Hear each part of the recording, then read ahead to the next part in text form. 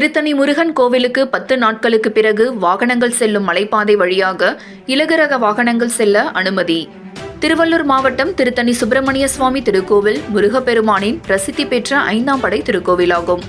இந்த திருக்கோவிலில் மிக்ஜாம் புயல் காரணமாக மலைக்கோவிலுக்கு செல்லும் சாலை மண் சரிவு ஏற்பட்டு டிசம்பர் 4ஆம் தேதி முதல் மலைக்கோவிலுக்கு கனரக வாகனங்கள் இயக்கப்படவில்லை.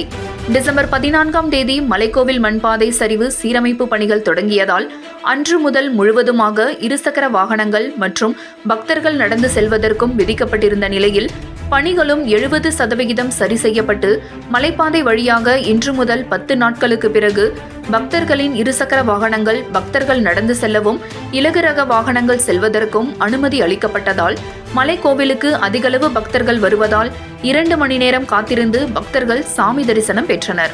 இன்று கிருத்திகை தினம் என்பதால் முருகப்பெருமானுக்கு உகந்த இந்த நாளில் தரிசனம் செய்வதற்கு அதிகளவு பக்தர்கள் வருகை தந்த வண்ணம் உள்ளனர். மூலவர் முருகப்பெருமானுக்கு தங்க கவசம் சாத்தப்பட்டு தீபாராதனை இன்று அதிகாலை நடைபெற்றது. 7 கிரீன் நியூஸ் செய்திகளுக்காக திருத்தணி செய்தியாளர் மணிகண்டன்.